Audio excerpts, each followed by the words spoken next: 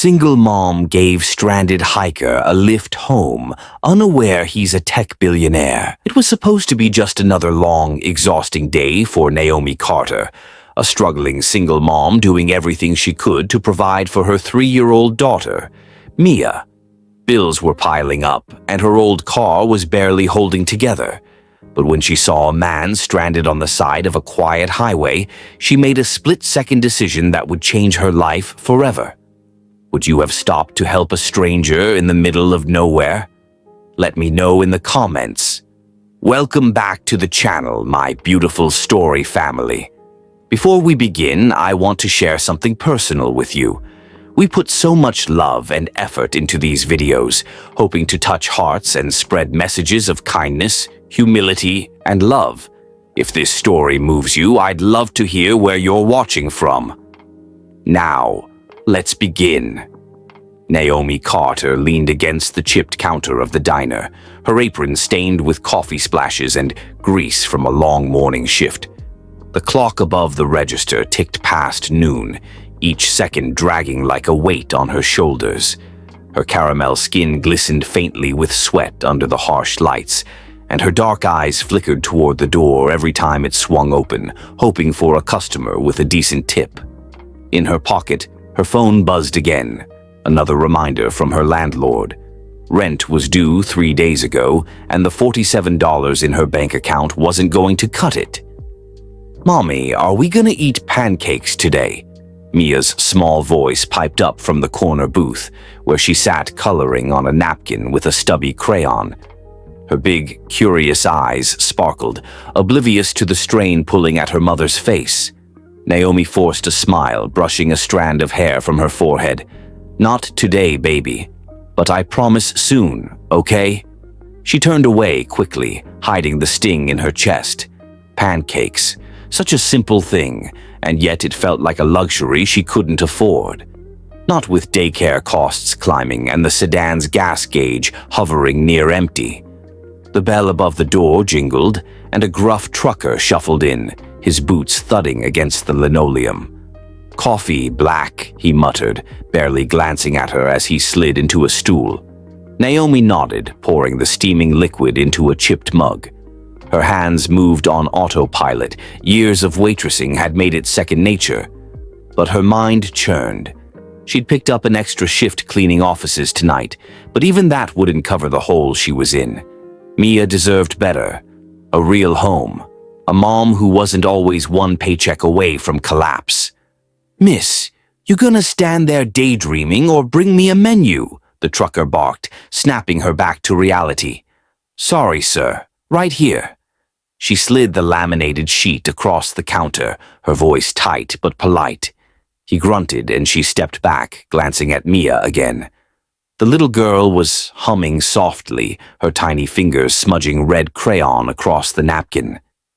Naomi's heart ached. She'd promised herself she'd never let Mia feel the weight of their struggles, but lately that promise was getting harder to keep.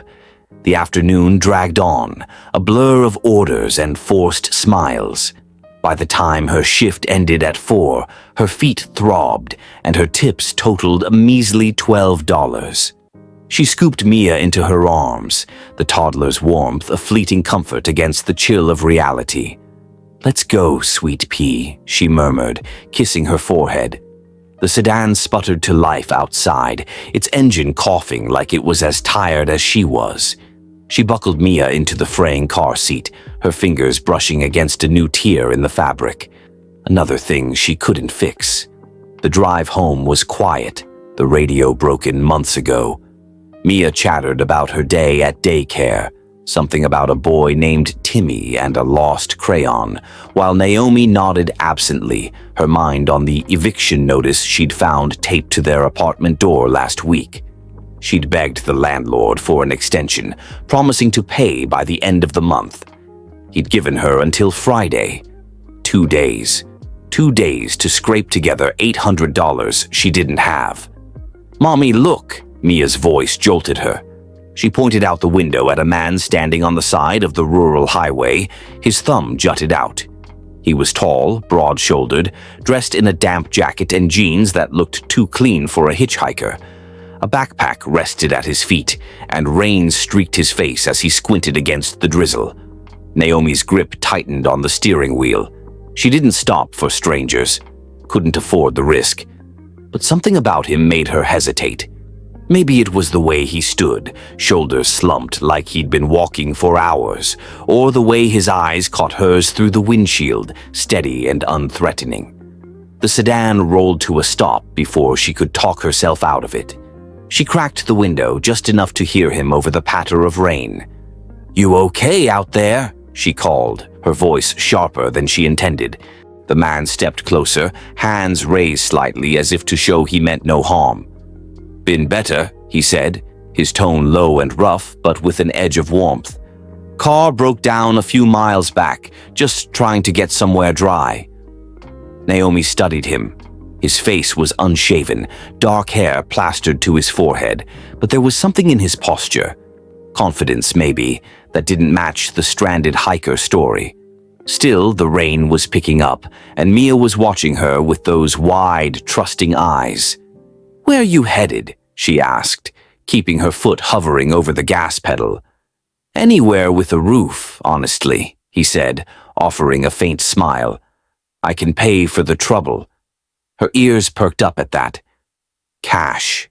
She shouldn't trust him, shouldn't even consider it, but the weight of that eviction notice pressed against her chest. "How much?" He reached into his pocket, pulling out a damp wad of bills. "50 now. More when we get wherever you're going. $50. It wasn't a fortune, but it was more than she'd made all day. She glanced at Mia, then back at him. "Get in," she said finally, unlocking the passenger door. "But you try anything, I've got pepper spray and a mean right hook." He chuckled, a sound that surprised her with its ease. "Noted." He slid into the seat, dripping water onto the cracked upholstery, and set his backpack between his knees. Up close, he smelled faintly of cedar and rain, and his hands, strong, calloused, didn't look like they belonged to someone who'd been stranded long. "I'm Naomi," she said, pulling back onto the road. "That's Mia." "Hi, Mia," he said, turning to flash a grin at the toddler. She giggled, hiding her face behind her hands. "And you are?" Naomi pressed, her eyes flicking between him and the road. "Call me Jack," he said after a beat, his voice smooth but guarded. "Thanks for this, Naomi. Most people don't stop." "Yeah, well, I'm not most people," she shot back, though her tone softened. "What's your story, Jack? Car trouble doesn't explain why you're out here in the middle of nowhere." He shifted in his seat, gazing out the window as the rain streaked the glass. "Long day," he said simply. "Needed to clear my head. Didn't expect the weather to turn." She didn't buy it, not entirely. His clothes were too neat, his demeanor too calm for someone caught off guard. But she let it drop, focusing on the road ahead. The sedan rattled as they drove, the hum of the engine filling the silence. Mia started singing a nonsense song, and Jack tapped his fingers lightly on his knee, almost in rhythm. "You're good with kids," Naomi said, surprising herself with the observation. "Got a niece about her age," he replied, his voice softening. "She's a handful, but the best kind." Naomi nodded, a flicker of warmth cutting through her exhaustion. "Mia's my whole world. Keeps me going, you know." "I can see that," he said, glancing at her. His eyes held hers for a moment, searching before he looked away. "You're doing a hell of a job." The compliment caught her off guard, and she swallowed hard, unsure how to respond. No one ever noticed. Not really. She was just the waitress, the cleaner, the mom who barely held it together. "Thanks," she muttered, her voice thick. They drove on, the rain a steady drum against the roof. Jack pulled out his phone, frowning at the screen before tucking it away. "No signal out here," he said, almost to himself. "Welcome to my life," Naomi quipped, though her mind snagged on the gesture. Who was he checking for? A wife? A friend? Someone who'd care he was gone? She shook off the thought. None of her business. "So, Jack," she said, breaking the quiet, "you said you'd pay more when we get somewhere. Where's that gonna be? I'm not driving you cross-country." He laughed, a low rumble that filled the car. "Fair enough. How about the next town? I'll figure it out from there." "Next town's 20 miles, she said, eyeing the gas gauge. "Hope you're good for it." "I am," he said, and there was that confidence again, steady and unshaken. "You'll see." She didn't know why, but she believed him. Maybe it was the way he said it, like a promise he'd already kept. Or maybe she was just too tired to argue. Either way, the road stretched ahead, and the stranger beside her felt less like a risk and more like a question she couldn't yet answer. The rain thickened, blurring the windshield, and Naomi flicked on the wipers. They squeaked against the glass, a grating sound that matched the tension coiling in her gut. $50 was a start, but it wouldn't fix everything. And Jack, whoever he was, had a story he wasn't telling. She could feel it, heavy in the air between them. As Mia's singing faded into sleepy murmurs, Naomi stole another glance at him. His jaw was set, his eyes fixed on the horizon, and for the first time she wondered if stopping for him might change more than just her bank account. Naomi Carter leaned against the chipped counter of the diner, her apron stained with coffee splashes and grease from a long morning shift. The clock above the register ticked past noon, each second dragging like a weight on her shoulders. Her caramel skin glistened faintly with sweat under the harsh lights, and her dark eyes flickered toward the door every time it swung open, hoping for a customer with a decent tip. In her pocket, her phone buzzed again, another reminder from her landlord. Rent was due 3 days ago, and the $47 in her bank account wasn't going to cut it. "Mommy, are we gonna eat pancakes today?" Mia's small voice piped up from the corner booth, where she sat coloring on a napkin with a stubby crayon. Her big, curious eyes sparkled, oblivious to the strain pulling at her mother's face. Naomi forced a smile, brushing a strand of hair from her forehead. "Not today, baby. But I promise soon, okay?" She turned away quickly, hiding the sting in her chest. Pancakes. Such a simple thing, and yet it felt like a luxury she couldn't afford. Not with daycare costs climbing and the sedan's gas gauge hovering near empty. The bell above the door jingled and a gruff trucker shuffled in, his boots thudding against the linoleum. "Coffee, black," he muttered, barely glancing at her as he slid into a stool. Naomi nodded, pouring the steaming liquid into a chipped mug. Her hands moved on autopilot.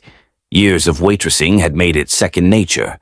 But her mind churned. She'd picked up an extra shift cleaning offices tonight, but even that wouldn't cover the hole she was in. Mia deserved better. A real home. A mom who wasn't always one paycheck away from collapse. "Miss, you gonna stand there daydreaming or bring me a menu?" the trucker barked, snapping her back to reality. "Sorry, sir. Right here." She slid the laminated sheet across the counter, her voice tight but polite. He grunted, and she stepped back, glancing at Mia again. The little girl was humming softly, her tiny fingers smudging red crayon across the napkin. Naomi's heart ached. She'd promised herself she'd never let Mia feel the weight of their struggles, but lately, that promise was getting harder to keep. The afternoon dragged on, a blur of orders and forced smiles. By the time her shift ended at 4, her feet throbbed, and her tips totaled a measly $12. She scooped Mia into her arms, the toddler's warmth a fleeting comfort against the chill of reality. "Let's go, sweet pea," she murmured, kissing her forehead. The sedan sputtered to life outside, its engine coughing like it was as tired as she was. She buckled Mia into the fraying car seat, her fingers brushing against a new tear in the fabric. Another thing she couldn't fix. The drive home was quiet, the radio broken months ago. Mia chattered about her day at daycare, something about a boy named Timmy and a lost crayon, while Naomi nodded absently, her mind on the eviction notice she'd found taped to their apartment door last week. She'd begged the landlord for an extension, promising to pay by the end of the month. He'd given her until Friday. 2 days. 2 days to scrape together $800 she didn't have. "Mommy, look!" Mia's voice jolted her. She pointed out the window at a man standing on the side of the rural highway, his thumb jutted out. He was tall, broad-shouldered, dressed in a damp jacket and jeans that looked too clean for a hitchhiker. A backpack rested at his feet, and rain streaked his face as he squinted against the drizzle. Naomi's grip tightened on the steering wheel. She didn't stop for strangers, couldn't afford the risk, but something about him made her hesitate. Maybe it was the way he stood, shoulders slumped like he'd been walking for hours, or the way his eyes caught hers through the windshield, steady and unthreatening. The sedan rolled to a stop before she could talk herself out of it. She cracked the window just enough to hear him over the patter of rain. "You okay out there?" she called, her voice sharper than she intended. The man stepped closer, hands raised slightly as if to show he meant no harm. "Been better," he said, his tone low and rough, but with an edge of warmth. "Car broke down a few miles back, just trying to get somewhere dry." Naomi studied him. His face was unshaven, dark hair plastered to his forehead, but there was something in his posture, confidence maybe, that didn't match the stranded hiker story. Still, the rain was picking up, and Mia was watching her with those wide, trusting eyes. "Where you headed?" she asked, keeping her foot hovering over the gas pedal.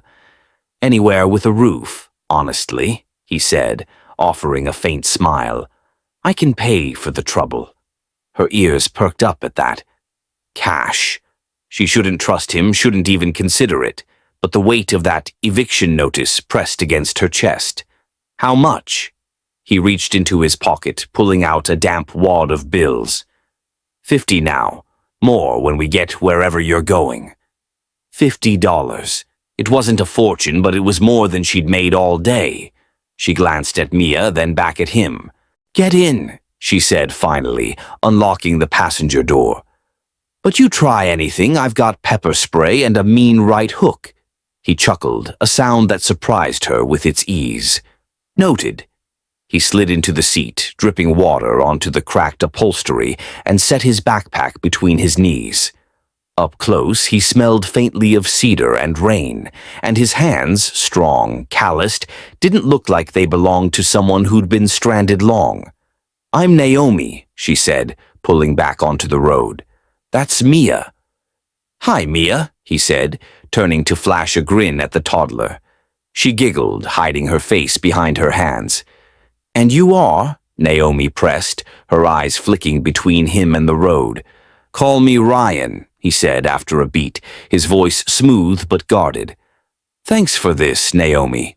Most people don't stop." "Yeah, well, I'm not most people," she shot back, though her tone softened. "What's your story, Ryan? Car trouble doesn't explain why you're out here in the middle of nowhere." He shifted in his seat, gazing out the window as the rain streaked the glass. "Long day," he said simply. "Needed to clear my head. Didn't expect the weather to turn." She didn't buy it, not entirely. His clothes were too neat, his demeanor too calm for someone caught off guard. But she let it drop, focusing on the road ahead. The sedan rattled as they drove, the hum of the engine filling the silence. Mia started singing a nonsense song, and Ryan tapped his fingers lightly on his knee, almost in rhythm. "You're good with kids," Naomi said, surprising herself with the observation. "Got a niece about her age," he replied, his voice softening. "She's a handful, but the best kind." Naomi nodded, a flicker of warmth cutting through her exhaustion. "Mia's my whole world, keeps me going, you know." "I can see that," he said, glancing at her. His eyes held hers for a moment, searching before he looked away. "You're doing a hell of a job." The compliment caught her off guard, and she swallowed hard, unsure how to respond. No one ever noticed. Not really. She was just the waitress, the cleaner, the mom who barely held it together. "Thanks," she muttered, her voice thick. They drove on, the rain a steady drum against the roof. Ryan pulled out his phone, frowning at the screen before tucking it away. "No signal out here," he said, almost to himself. "Welcome to my life," Naomi quipped, though her mind snagged on the gesture. Who was he checking for? A wife? A friend? Someone who'd care he was gone? She shook off the thought. None of her business. "So, Ryan," she said, breaking the quiet, "you said you'd pay more when we get somewhere. Where's that gonna be? I'm not driving you cross-country." He laughed, a low rumble that filled the car. "Fair enough. How about the next town? I'll figure it out from there." "Next town's 20 miles, she said, eyeing the gas gauge. "Hope you're good for it." "I am," he said, and there was that confidence again, steady and unshaken. "You'll see." She didn't know why, but she believed him. Maybe it was the way he said it, like a promise he'd already kept, or maybe she was just too tired to argue. Either way, the road stretched ahead, and the stranger beside her felt less like a risk and more like a question she couldn't yet answer. The rain thickened, blurring the windshield, and Naomi flicked on the wipers. They squeaked against the glass, a grating sound that matched the tension coiling in her gut. $50 was a start, but it wouldn't fix everything.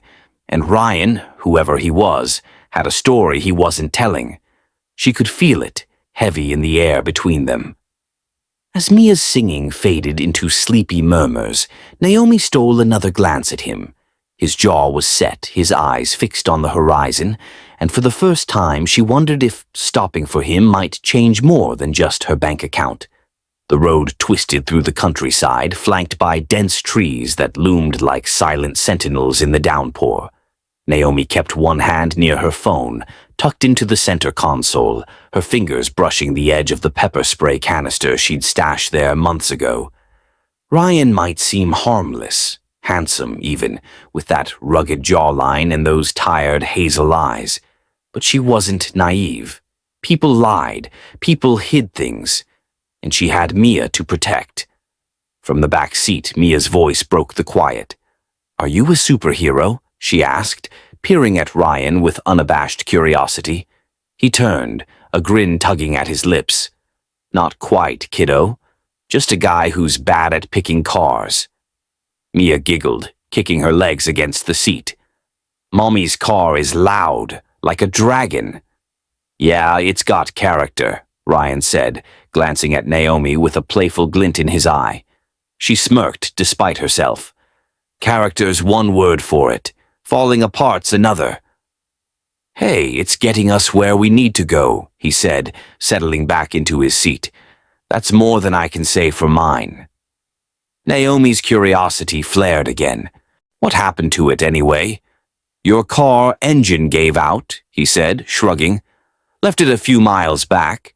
Figured I'd walk until I found help." "In this rain?" she pressed, her tone skeptical. "Most people would have stayed put." "Most people aren't as stubborn as me," he replied, his grin widening. "Besides, I like the challenge." There it was again, that easy confidence, like he could bend the world to his will. It grated on her, but it also intrigued her. She shifted in her seat, keeping her eyes on the road. "You live in the city?" "Something like that," he said, his voice dropping a notch. She frowned. "You're being weirdly vague." "Maybe I like being mysterious," he shot back, his tone light but his eyes sharp, watching her reaction. Naomi snorted. "Mysterious doesn't pay my bills, Ryan. You got a job? A family? Something to prove you're not just some drifter." He hesitated, just long enough for her to notice. "I work. Remotely," he said finally. "No family nearby. Just me." "Remotely," she echoed, her suspicion deepening. "What's that mean? You a writer? A salesman?" "Something like that," he said again, and she could hear the dodge in his voice. He reached for his phone, tapping the blank screen before sighing. "Dead battery. Guess I'm off the grid for now." "Lucky me," she muttered, though her mind raced. No signal, no car, no clear answers. Who was this guy? She glanced at him again, taking in the details she'd missed before. The expensive-looking watch peeking out from his sleeve, the way his boots, though muddy, were barely worn. He didn't fit the stranded hiker mold, and that gnawed at her. The road ahead narrowed, and a flash of orange caught her eye. She slowed the sedan, squinting through the rain.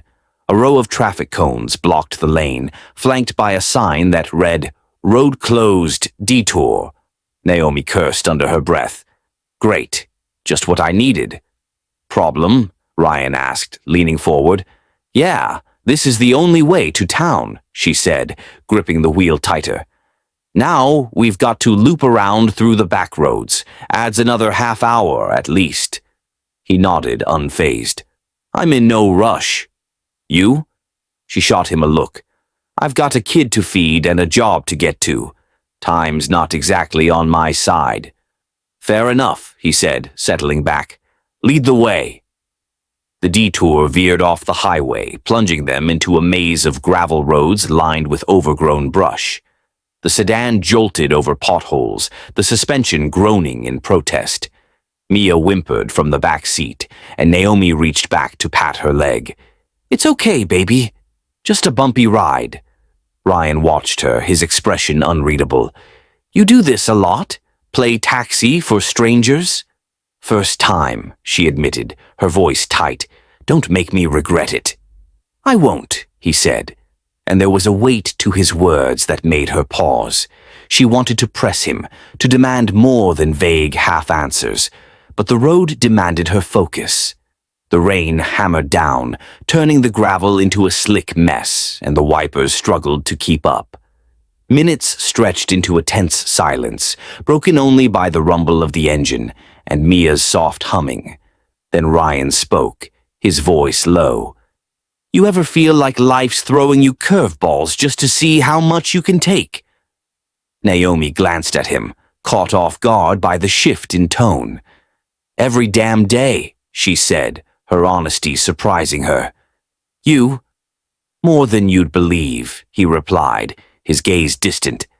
Sometimes you've got to step away to figure out what's worth fighting for. She didn't know what to make of that. Was he running from something? Hiding? The questions piled up, but before she could ask, the sedan lurched, a sharp thud echoing from the undercarriage. Naomi slammed on the brakes, her heart pounding. What the hell was that? Ryan straightened, alert. Sounded like you hit something. Pull over, I'll check. She hesitated, then eased the car onto the shoulder. The rain pounded the roof as Ryan stepped out, disappearing into the blur of water and shadows. Naomi kept her hand on the pepper spray, her pulse racing. What if this was a trick? What if he'd planned this? She glanced at Mia, who was clutching her crayon-stained napkin, eyes wide. It's okay, sweet pea, she whispered, though her own nerves were frayed. He's just looking. Ryan reappeared a moment later, soaked to the bone. He leaned into the open door, water dripping from his hair. Rock in the road, bent your muffler, but it's still drivable. We're good. You sure? She asked, her voice sharp. Positive, he said, climbing back in. I've dealt with worse. She studied him, the tension in her chest easing slightly. You're handy for a guy with a dead car. He grinned, wiping rain from his face. I've got my talents. The car rolled forward again, the muffler rattling louder than before. Naomi's mind churned. Ryan was too calm, too capable.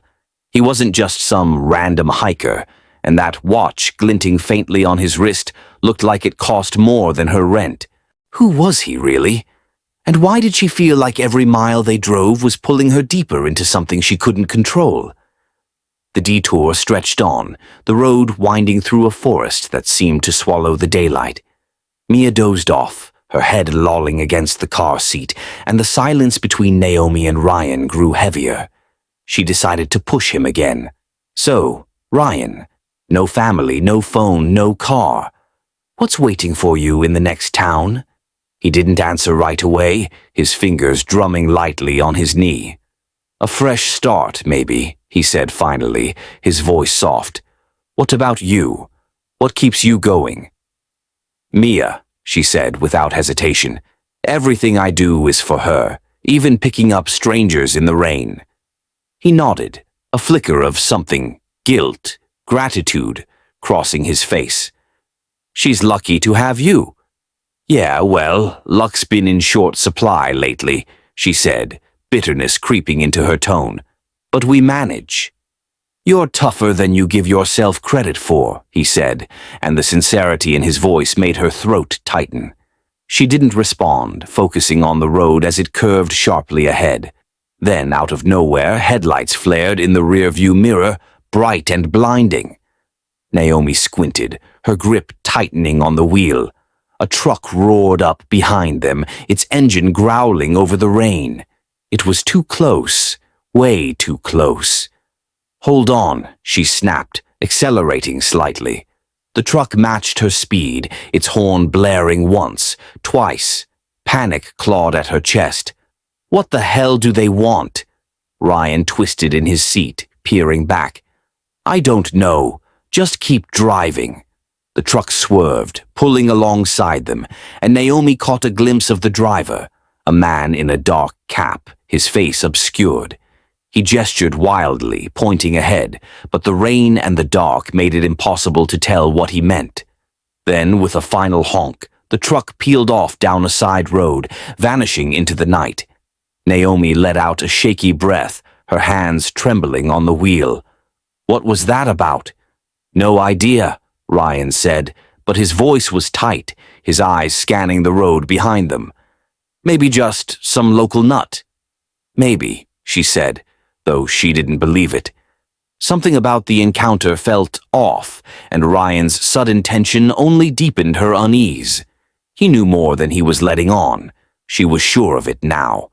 The rain eased as they neared the edge of the forest, the lights of the next town flickering in the distance.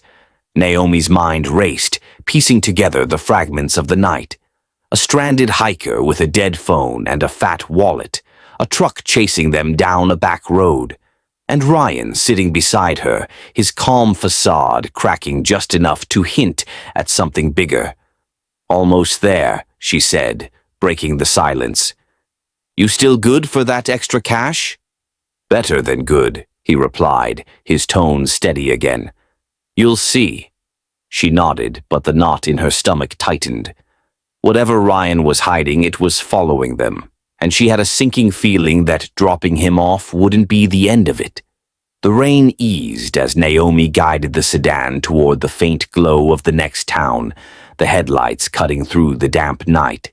Her hands still trembled from the truck's sudden appearance, its blinding lights and blaring horn replaying in her mind.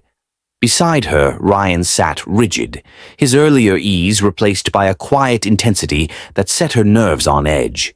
Whatever that chase had been, it wasn't random. She could feel it in her bones. And Ryan's clipped "no idea" didn't fool her. He knew something, and the longer he dodged her questions, the more that knot in her stomach tightened. Almost there, she said, her voice cutting through the hum of the engine. You still good for that extra cash? Better than good, he replied, his tone steadying as he flashed a faint smile. You'll see. She nodded, but her eyes flicked to the rearview mirror, half expecting those headlights to flare again. The road ahead was empty, though, and the lights of the town grew brighter, promising a drop-off point where she could leave Ryan and his mysteries behind. Mia snored softly in the back seat, her tiny breaths a fragile anchor in the storm of Naomi's thoughts. Just a few more miles and she'd be free of this night, of him. Then the sedan jolted, a harsh grinding sound erupting from beneath the hood. Naomi's heart sank as the steering wheel stiffened in her hands. No, no, no, she muttered, pumping the gas pedal. The car shuddered, coughed, and rolled to a dead stop in the middle of the wooded road, surrounded by towering pines that swallowed the moonlight. Damn it! She slammed her palm against the wheel, the sting sharp against her skin. Mia stirred, whimpering, and Naomi forced her voice to soften. It's okay, baby. Mommy's got this. Ryan leaned forward, peering at the dashboard. What happened? What do you think? She snapped, yanking the key from the ignition. This piece of junk finally gave up. Perfect timing, right? She shoved the door open and stepped into the chilly air, the damp earth crunching under her sneakers. The hood creaked as she popped it, though she had no idea what she was looking for, just steam and a tangle of rusted parts staring back at her. Ryan climbed out, his boots hitting the ground with a soft thud. Let me take a look. She shot him a glare. You a mechanic now, too? What else you hiding? He raised his hands, that easy grin flickering back. Just trying to help. I've picked up a few tricks over the years. Yeah, well, good luck, she said, stepping aside. It's been on its last legs for months. He bent over the engine, his silhouette framed by the headlights, as he poked at the mess of wires and hoses. Naomi crossed her arms, her breath fogging in the cold. The woods pressed in around them, the rustle of leaves and distant hoots of an owl amplifying the silence. She pulled her phone from her pocket, 0 bars. Of course, no tow truck, no help, just her, Mia, and a stranger she still didn't trust. Ryan straightened, wiping his hands on his jeans. Fuel pumps shot. We're not going anywhere tonight. Tonight? Her voice rose, panic edging in. I've got a shift in a few hours. I can't just sit here. We don't have a choice, he said, his calm infuriating her. It's late. No one's coming by and there's no signal. We'll figure it out in the morning. Morning? She laughed, a bitter sound. You're kidding, right? I've got a kid in there. We can't… Naomi, he cut in, his voice firm but not harsh. We're stuck. Best we can do is stay warm and wait it out. She stared at him, her chest heaving. He was right, and she hated it, hated the helplessness, the way this night kept spiraling out of her control. Fine, she said finally, her jaw tight, but don't think I'm letting my guard down. He nodded, his eyes meeting hers. Wouldn't expect you to. They climbed back into the car, the seats damp and cold. Naomi pulled Mia's blanket from the floor, tucking it around her daughter as the toddler blinked sleepily.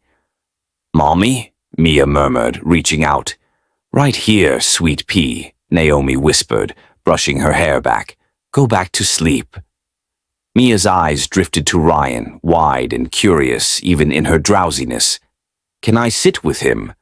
Naomi froze, her protective instincts flaring. No, baby, you stay. It's okay, Ryan said softly, patting his lap. If she wants to, I don't bite. Mia giggled, already squirming out of her car seat. Before Naomi could protest, the little girl clambered into Ryan's arms, curling up against his chest like he was an old friend. Naomi's stomach twisted, a mix of unease and something she couldn't name. She didn't trust him, not even close, but Mia's instant comfort with him threw her off balance. You don't trust me, do you? Ryan said, his voice low as he adjusted the blanket over Mia. Nope, Naomi replied, her tone flat. And I don't plan on starting tonight. He chuckled, a quiet sound that didn't match the tension in the air. Fair enough.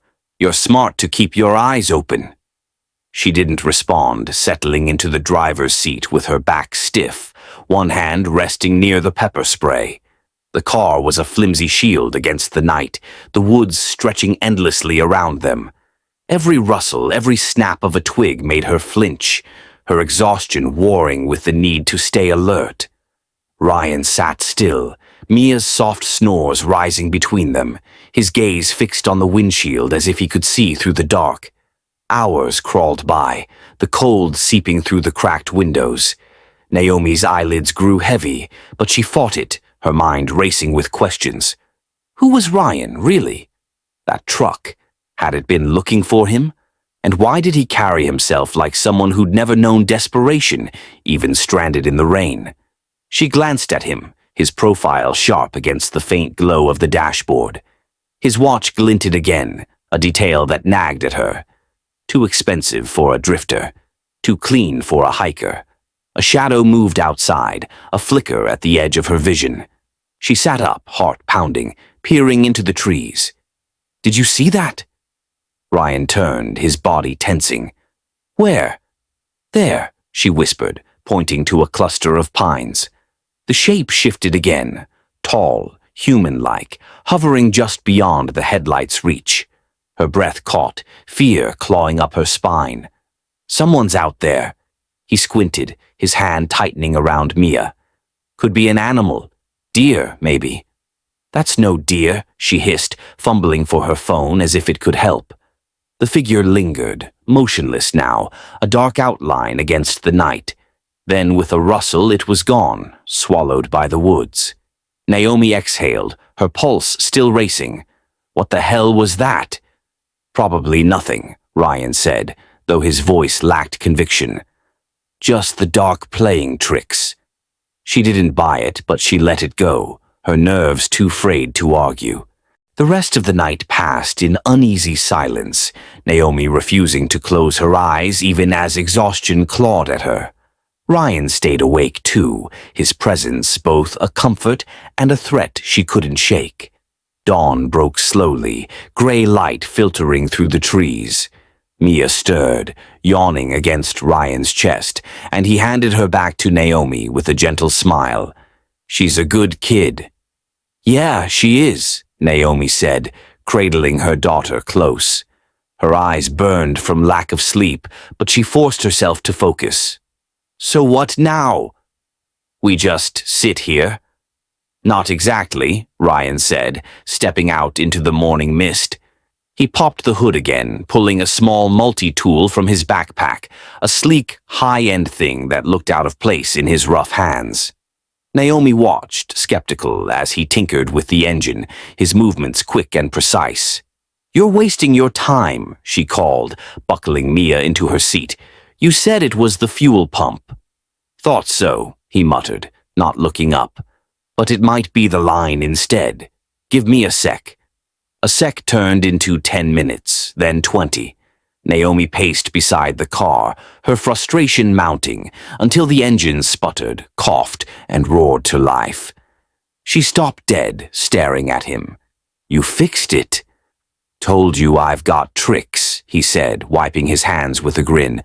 "Should get us to town, at least."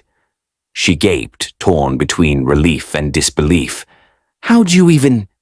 Where'd you learn that?" "Long story," he said, climbing back in. "Let's just say I've had to figure things out before." Naomi slid behind the wheel, the engine's rumble a lifeline she hadn't expected. "You're full of surprises, Ryan." "You have no idea," he replied, his tone light but his eyes distant.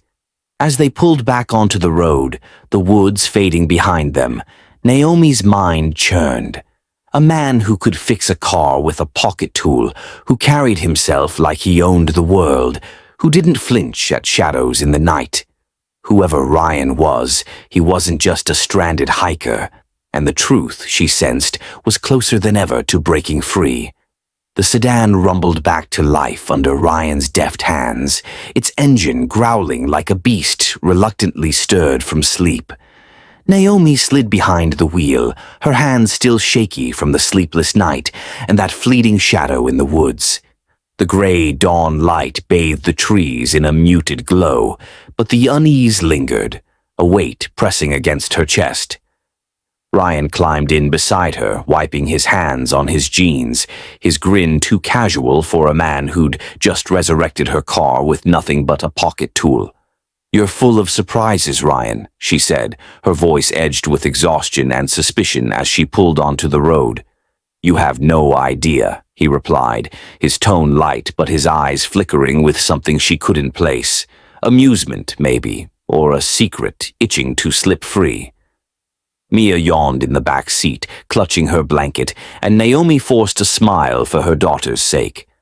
The town wasn't far now, and with it, the end of this strange detour. She'd drop Ryan off, pocket his cash, and put this night behind her. That was the plan, at least.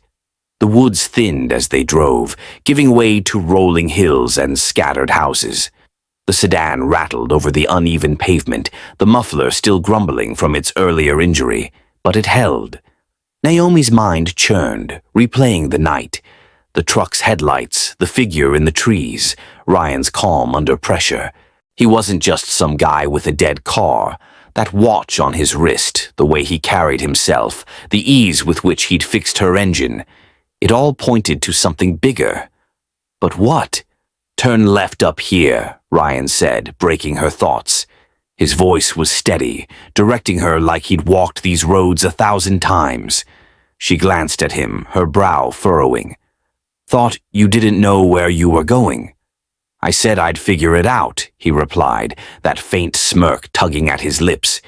"This'll get us where I need to be." She didn't argue, too tired to push back.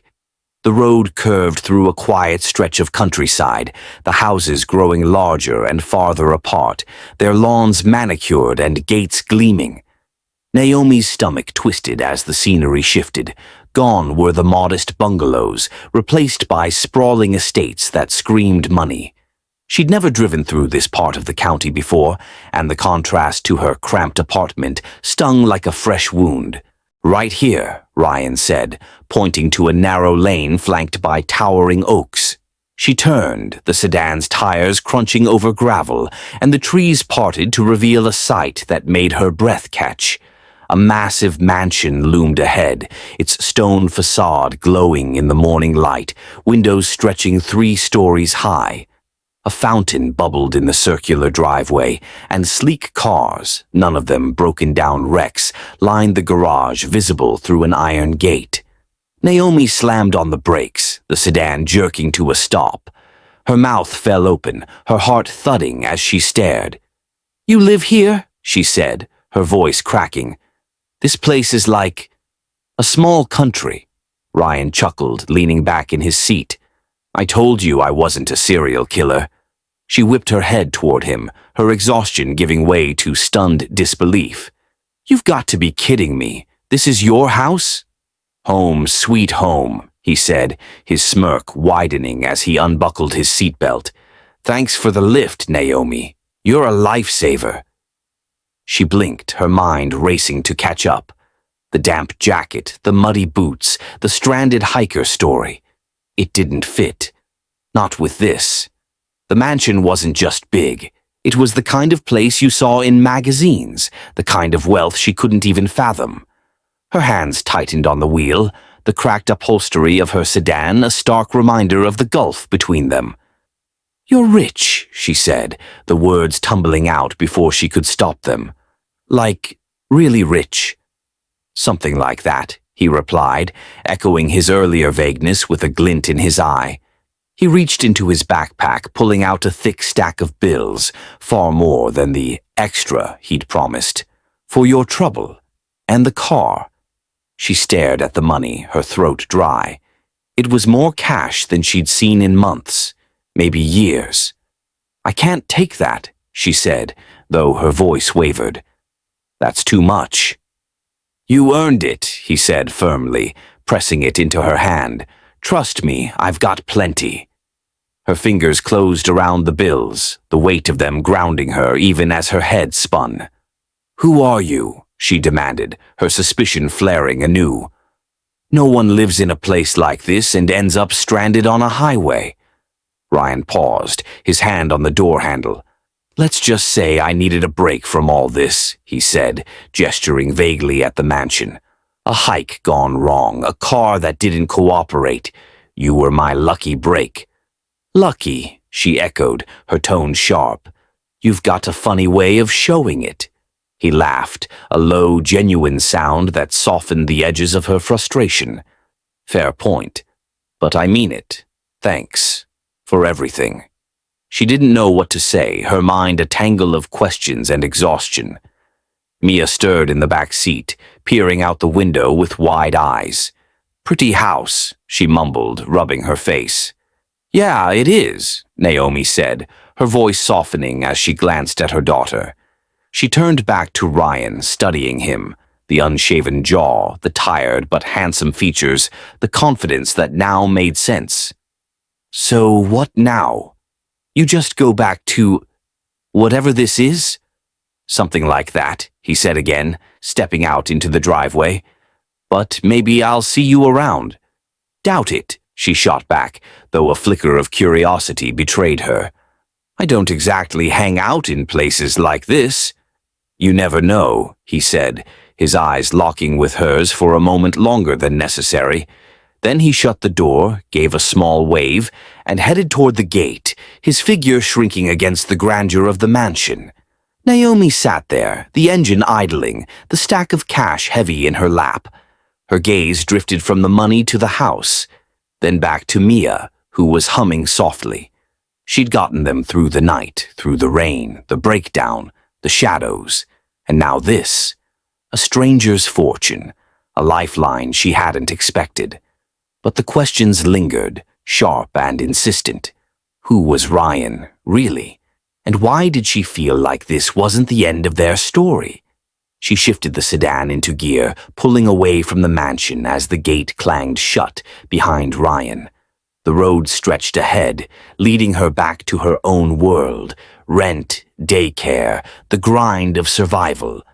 But as the trees closed in around her, she couldn't shake the sense that something had shifted, that the man she'd picked up in the rain was more than he'd let on. And somewhere, deep down, she wondered if he'd meant it, if she'd see him again. The drive back was quiet, Mia's humming the only sound against the rumble of the engine. Naomi's fingers brushed the bills in her pocket, her mind racing. Rich didn't cover it, not with a house like that. Was he some kind of businessman, an actor? The watch, the tool, the way he'd handled the car, it all pointed to a life she couldn't imagine. And that truck in the night, the figure in the woods. Were they tied to him, too? She glanced in the rearview mirror, half expecting to see headlights again, but the road was empty. For now. As the familiar streets of her town came into view, she let out a long breath, the weight of the night settling into her bones. She'd survived it, more than survived, with enough cash to keep the landlord off her back. But Ryan's smirk, his parting words, lingered like a promise she hadn't agreed to. "Mommy, are we home?" Mia asked, her voice sleepy. "Almost, sweet pea," Naomi said, forcing a smile. "Almost."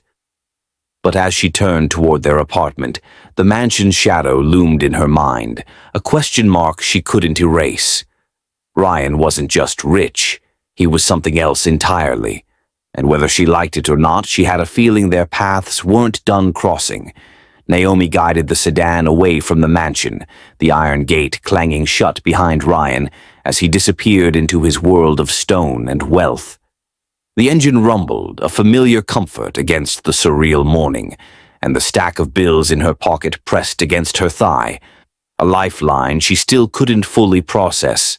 Her hands gripped the wheel, steering them back toward the familiar grit of her own life, the peeling paint of her apartment building, the daycare bills, the endless shifts.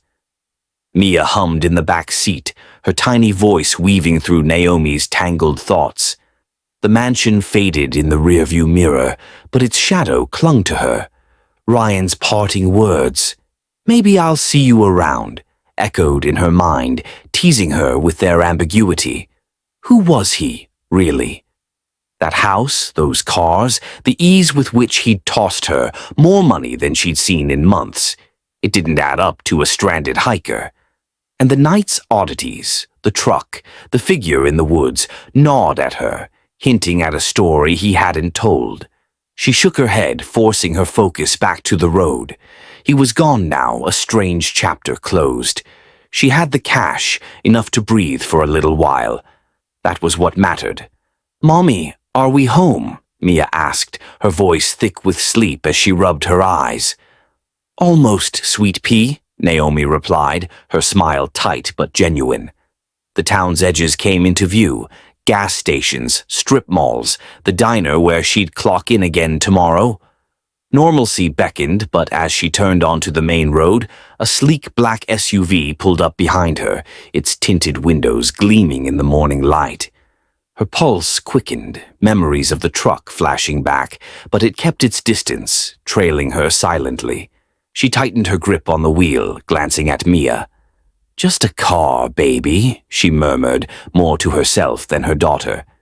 It followed her for another mile, then peeled off down a side street, leaving her heart thudding. Coincidence, she told herself. Just her nerves, frayed from the night. But as she parked outside Ryan's mansion again, wait, no, she hadn't meant to loop back. She realized she'd taken a wrong turn, her exhaustion steering her in circles. The gate swung open, and Ryan stepped out, his damp jacket swapped for a crisp shirt, though his boots still carried traces of mud. He waved her down, and she cursed under her breath, rolling to a stop. "What now?" she muttered, cracking the window. "Thought you'd be halfway home by now," he said, leaning against the frame, that smirk playing on his lips. "Got turned around," she admitted, her tone clipped. "Long night." "Tell me about it," he said, his eyes flicking to the sedan. "You okay to drive? You look like you're about to crash." "I'm fine," she snapped, though her hands trembled slightly. "Just dropping you off was the plan, not a tour of your kingdom." He chuckled, unfazed. "Fair enough. But hold up a sec. Someone's got something for you." Before she could protest, a man emerged from the mansion's entrance, tall, gray-haired, dressed in a crisp suit that screamed old money. He carried himself with the quiet authority of someone used to giving orders, and in his hands was a thick envelope. Naomi's stomach dropped as he approached, his polished shoes clicking against the driveway. "Miss Carter," he said, his voice smooth and formal, "on behalf of Mr. Walker, I'd like you to have this." She stared at the envelope, her suspicion flaring. "What's that?" The man, Ryan's butler, she guessed, offered a faint smile. "A token of gratitude for your assistance last night." Ryan stepped closer, his hands in his pockets. "Take it, Naomi. You deserve it." She hesitated, then snatched the envelope, peeling it open with shaky fingers. Inside was a stack of crisp $100 bills, $10,000, by her quick count. Her breath caught, the weight of it hitting her like a punch. She looked up, her eyes wide, first at the butler, then at Ryan. "You're joking, right?" "No joke," Ryan said, his tone steady. "You got me home, kept me from a worse night than I'd already had. That's worth something. Worth this." She held up the envelope, her voice rising. "This isn't something. This is insane. I don't take charity." His brow lifted, a spark of intrigue flashing in his hazel eyes. "It's not charity. It's payment for a job well done." "Job," she scoffed, shoving the envelope back toward him. "I gave you a lift, not a kidney. I'm not some damsel you get to save with your money." The butler stepped back, his expression neutral, but Ryan didn't budge. He took the envelope from her outstretched hand, his fingers brushing hers briefly, and set it on the car's hood. "You're not a damsel," he said, his voice low.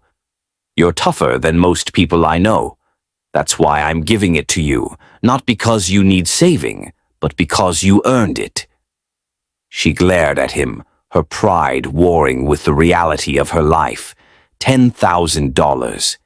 It could pay the rent, fix the car, give Mia the pancakes she'd been dreaming of, and more. But it felt wrong, like a transaction she hadn't signed up for. "I don't need your pity," she said, her jaw tight. "It's not pity," he countered, stepping closer. "It's respect. You didn't have to stop for me. You didn't have to trust me even a little. But you did, and you got us through. Take it, Naomi. Or don't. Your call." She stared at the envelope, her chest tight. Mia's soft humming drifted from the back seat, a reminder of why she fought so hard every day. She could say no, drive off with her head high, but what then? Another eviction notice? Another missed meal? Her fingers hovered over the money, then pulled back. I can't, she said, finally, her voice thick. Not like this. Ryan tilted his head, studying her with a mix of surprise and something deeper. Admiration, maybe. You're stubborn as hell, he said, a grin tugging at his lips. I like that.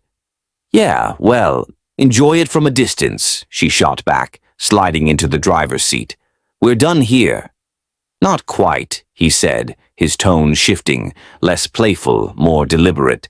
I'll see you again, Naomi Carter. She froze, her hand on the key. What's that supposed to mean? He shrugged, stepping back toward the gate. Just a hunch. Drive safe.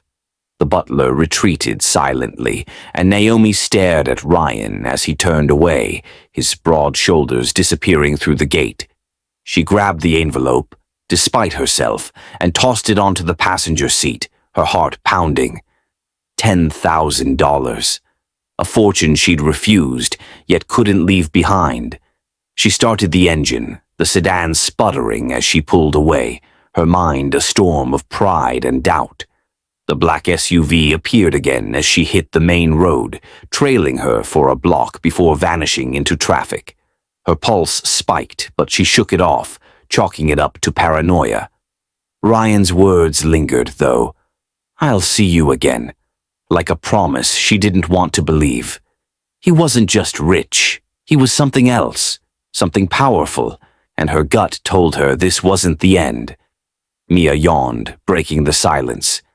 Mommy, can we have pancakes now? Naomi glanced at the envelope, then at her daughter's hopeful face. Yeah, baby, she said, her voice softening. We'll get pancakes. As she drove toward home, the weight of the money and Ryan's gaze stayed with her, a thread pulling her back to a man she barely knew. He'd seen her pride, her fight, and instead of walking away, he doubled down. Why? The question burned, unanswered, as the town swallowed them up. The mansion, a memory, but not a distant one. Not yet. Naomi drove away from Ryan's mansion, the envelope of $10,000, a heavy presence on the passenger seat, its crisp edges taunting her resolve. The sedan rattled as she merged onto the main road, Mia's soft promise of pancakes echoing in her ears.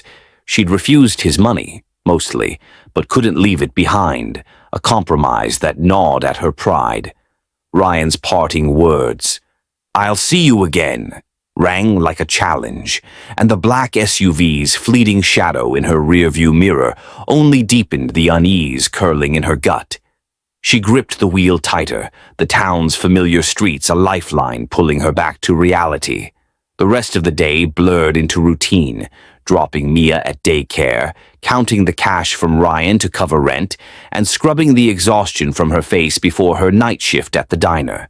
She didn't spend the $10,000, not yet, but tucked it into a coffee can under her sink, a secret she wasn't ready to face. Sleep came in fits, haunted by headlights and Ryan's smirk, until the alarm dragged her back to work the next morning.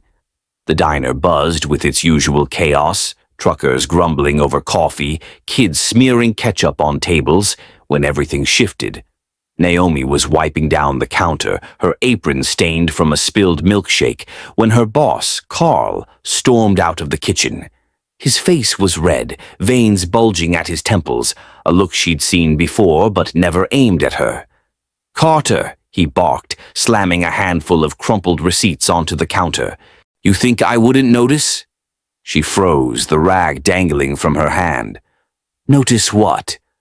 "Don't play dumb," he snapped, jabbing a finger at the receipts. "Money's missing from last night's till. $20 short, and you were the last one closing." Her stomach dropped, the accusation hitting like a slap. "I didn't take anything," she said, her voice steady despite the heat rising in her chest. "You know me, Carl. I've been here 3 years. I know you're broke," he cut in, his eyes narrowing. "Rent's late, kids' daycare. People get desperate." "I've seen it before." "I'm not a thief," she said, her jaw tightening. "Check the cameras. I locked up like always." "Cameras were off," he said, his tone cold. "Convenient, huh? Pack your stuff, Naomi. You're done. The words landed like a punch, knocking the air from her lungs. You're firing me? Over $20 you can't even prove I took.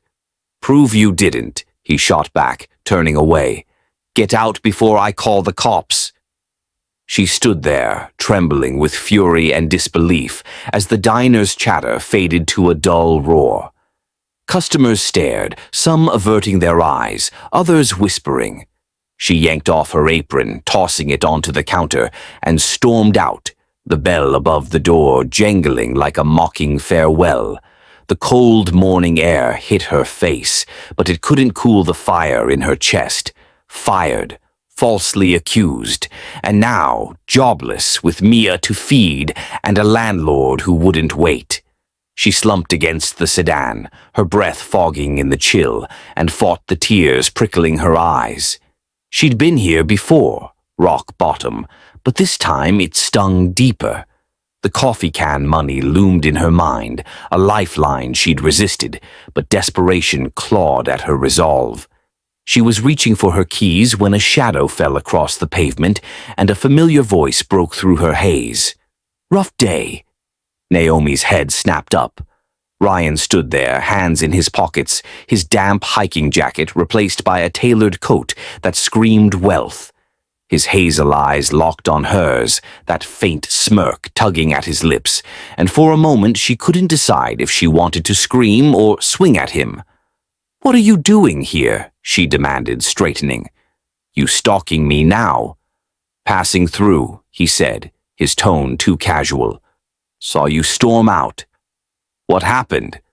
None of your business, she snapped, turning to unlock the car. But the weight of the morning crashed down, and the words spilled out before she could stop them. My boss just fired me. Thinks I stole $20 I didn't touch. So yeah, rough day. Ryan's smirk faded, replaced by a flicker of something. Concern, maybe. He's an idiot, he said, stepping closer. You're not a thief. You don't know that, she said, her voice sharp. You don't know me. I know enough, he replied, his gaze steady. I saw you last night, how you handled everything. You're real, Naomi. Honest. That's rare. She snorted, crossing her arms. Great. Honesty doesn't pay the bills. What do you want, Ryan? Another lift? No, he said, his voice dropping, deliberate. I want to offer you something. A job. She blinked, caught off guard. A job? What? Cleaning your mansion? He shook his head, a faint smile returning. I need someone for my daughter. A caretaker. She's 5, a handful, and I'm tired of the revolving door of nannies chasing my paycheck. I need someone real around her. Someone who isn't after my money. Her mouth opened, then closed, the absurdity of it hitting her. You're serious? You want me to look after your kid? Why not? He said, shrugging. You're good with Mia. You've got grit. And frankly, I'd rather have you glaring at me than some fake smile stranger kissing up. She stared at him, her mind racing. A job. With him. In that mansion, with his secrets and his cash, and whatever else he wasn't saying. You don't even know if I'm qualified, she said, her suspicion flaring. What's the catch? No catch, he said, his tone firm. Decent pay, room if you need it, and a chance to stick it to jerks like your boss. You in? She hesitated, the diner's door looming behind her, a symbol of everything she'd lost in 10 minutes. Mia's face flashed in her mind, those big eyes, that trust she'd killed to protect. Ryan's offer was a lifeline, but it came with strings she couldn't see. Why me? She pressed, her voice low. You could hire anyone.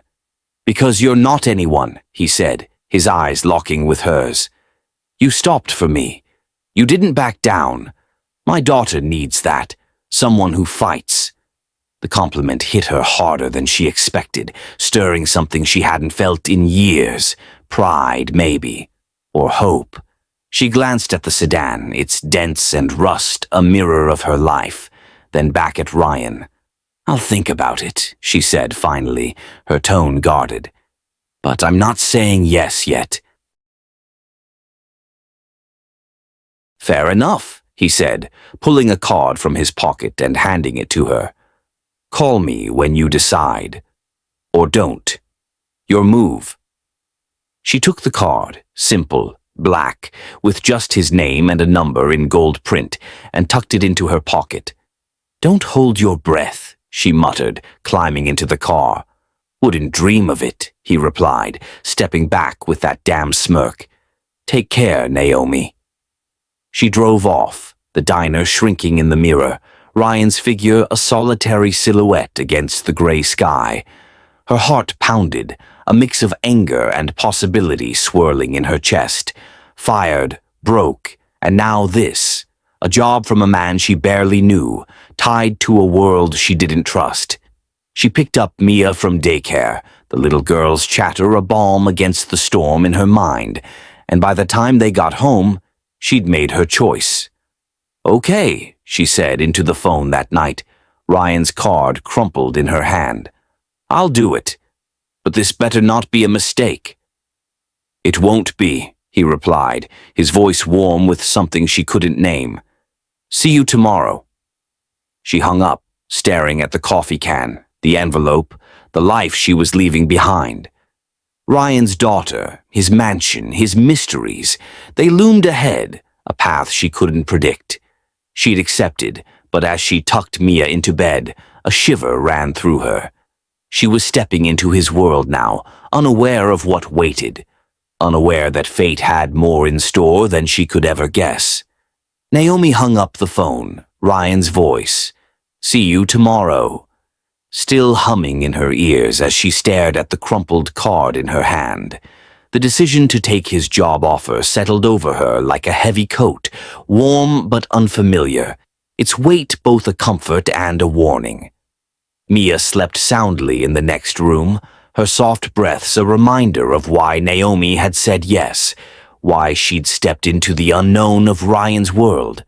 The diner's betrayal still stung, Carl's accusation a fresh scar, but this was a chance to claw her way back, to give Mia more than a life of scraping by. She tucked the $10,000 deeper into the coffee can, her pride bruised but intact, and tried to sleep. Tomorrow she'd face Ryan's mansion again, his daughter, and whatever came with them. The next morning she dropped Mia at daycare, her stomach a knot of nerves as she drove to the address Ryan had texted, a sprawling estate that made the mansion she'd seen look like a guest house. The gate buzzed open, and she parked the sedan beside a row of gleaming cars, its dents glaringly out of place. Ryan met her at the door, his casual jeans swapped for a sharp blazer, though that easy smirk remained. Welcome to the chaos, he said, leading her inside. The foyer alone could have swallowed her apartment, all marble floors and soaring ceilings, but his daughter, Lily, stole her focus, a whirlwind of 5-year-old energy with dark curls and Ryan's hazel eyes. She barreled into Naomi's legs, clutching a stuffed dinosaur. You're Mia's mom? Lily asked, peering up with unabashed curiosity. That's me, Naomi said, crouching to her level. And you're Lily, right? Cool dinosaur. Lily grinned, thrusting the toy forward. His name's Rex. He eats bad guys. Good to know, Naomi said, glancing at Ryan. She's a firecracker. Told you she's a handful, he replied, his tone warm. You're still in?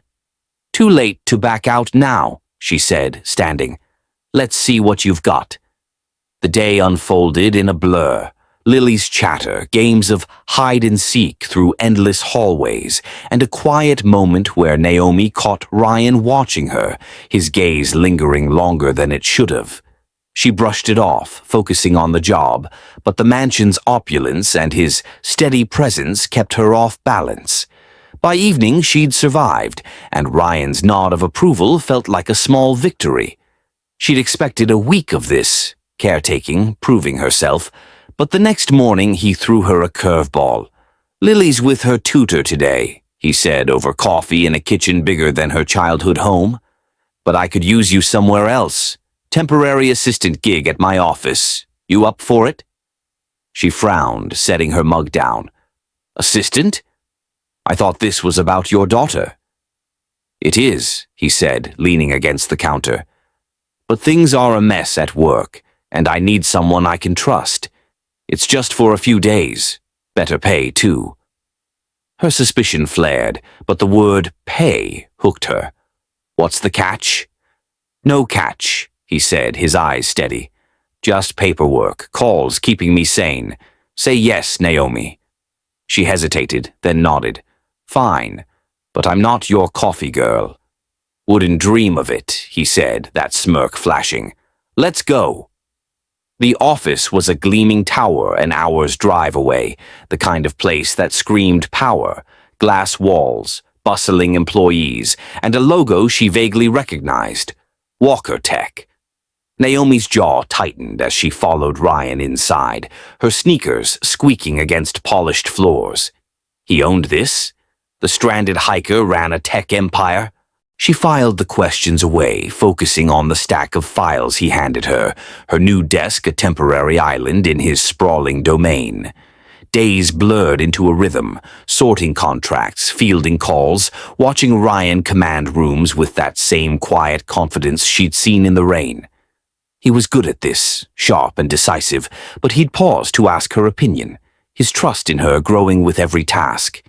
She hated how it felt, reassuring, steady, like he saw her in a way no one else did. And she hated how her guard slipped, how his laugh or a brush of his hand against hers sparked something she didn't want to name. Then Melissa walked in. It was late on a Friday, the office quieting as Naomi typed up notes from Ryan's last meeting. The door swung open and a woman strode in, tall, blonde, dripping in designer clothes and disdain. Her heels clicked like gunfire, and her smirk was a weapon aimed straight at Naomi. "You're the new girl," Melissa said, her voice honeyed with venom as she leaned against the desk. "Ryan's latest project, I assume." Naomi's fingers stilled on the keyboard, her spine stiffening. "I'm his assistant. Who are you?" "Melissa," she said, her smirk widening. "His ex-fiancée. And you really think a guy like Ryan is interested in someone like you?" Naomi's jaw tightened, her temper flaring. "I'm here for a job, not a fairy tale. If you've got a point, make it." Melissa laughed, a sharp, cutting sound. "Oh, I will. He's generous, picks up strays, fixes their little lives, but don't get comfortable. You're not his type." "Neither are you, apparently," Naomi shot back, standing to meet her gaze. "He's not here. Try his phone." Melissa's eyes narrowed, but before she could retort, Ryan appeared in the doorway, his expression darkening. "Melissa, what are you doing here?"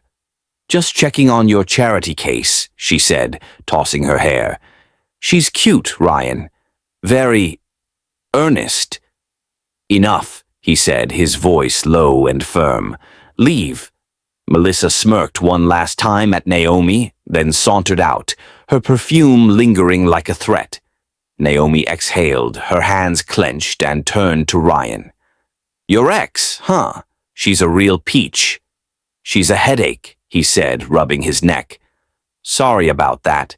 She's been stirring trouble since we split." "Trouble like what?" Naomi asked, her suspicion sharpening. He hesitated, then shrugged. "Just noise. Ignore her." But Naomi couldn't. Melissa's words burrowed under her skin, and the next week, whispers followed her, co-workers eyeing her, rumors of stolen files she hadn't touched. She confronted Ryan in his office, slamming a memo on his desk. "Someone's saying I took confidential docs. This your ex's doing?" He scanned the paper, his jaw tightening. "Probably. She's petty enough." "Petty?" Naomi snapped. "This could ruin me. I've got a kid, Ryan. I can't afford this." "I'll handle it," he said, his voice steady. "You're not going anywhere." She wanted to argue, but his certainty stopped her. He leaned closer, his hand brushing hers as he took the memo, and the air shifted, charged heavy. "You're good at this, Naomi," he said, softer now. Better than you know. Her breath caught, the compliment hitting too close. Just doing the job, she muttered, pulling back, but his gaze held hers, warm and searching. The space between them shrank, a pull she couldn't deny, and when he smiled, small, real, she felt it in her chest. Days later, he drove her home after a late night, the sedan parked at the office for once. Mia slept in the back seat, and the quiet stretched, intimate. You're not what I expected, he said, glancing at her. Back at you, she replied, her guard softening. Still don't know half your story. Stick around, he said, his voice low. You might. She didn't answer, but the possibility lingered, a thread tying them tighter. Secrets hovered, Melissa's schemes, Ryan's past. But so did something else, a spark neither could ignore. As he pulled up to her apartment, his hand lingered on the gear shift, close to hers, and Naomi stepped out, her heart racing, unaware of how deep she'd already fallen. Naomi stepped out of Ryan's car, the night air cool against her skin, as his hand lingered near hers on the gear shift, a silent pull she felt, but didn't acknowledge. Mia slept in the back seat, her soft snores a tether to reality amid the strange warmth blooming in Naomi's chest. Ryan's words, "Stick around, you might," hung between them, a quiet invitation she wasn't ready to answer. She muttered a quick "good night" and hurried inside, the weight of his gaze following her up the stairs. The apartment door clicked shut, and she leaned against it, her heart thudding. This job, this man, it was more than she'd bargained for, and the line between survival and something deeper blurred with every glance he threw her way. The next week at Walker Tech was a whirlwind. Melissa's venomous whispers lingered, rumors of Naomi's incompetence, hints she'd been caught snooping. But Ryan shut them down, his authority a shield she didn't ask for but couldn't refuse. She buried herself in work, organizing his chaotic schedule, dodging Melissa's icy stares, and stealing moments with Lily when the girl visited the office. The 5-year-old's laughter softened the edges of Naomi's days, and Ryan's quiet, "You're a natural," over lunch one afternoon hit her harder than it should have. She brushed it off, but the ease between them grew, a rhythm she couldn't shake. His hand brushing hers over a file, his voice low as he thanked her for staying late. Friday arrived, gray and heavy with rain, and Naomi found herself alone in Ryan's office, sorting through a stack of contracts he'd asked her to review. The tower hummed with the muted energy of a skeleton crew, most employees gone for the weekend. She was mid-page when the door creaked open, and Ryan's voice drifted in. Not to her, but to someone else. She froze, her pen hovering, as he stepped into the adjoining conference room, his phone pressed to his ear. "Yeah, she's still here," he said, his tone casual, almost amused. "Naomi, the one I told you about." Her stomach tightened, instinct urging her to stay still. She shouldn't listen. Knew it, but the way he said her name pinned her in place. "Curiosity, mostly," he continued, a laugh threading through his words. "Picked her up off the highway, figured I'd see what she's made of. She's scrappy, though, tougher than half the suits in this building, keeps me on my toes."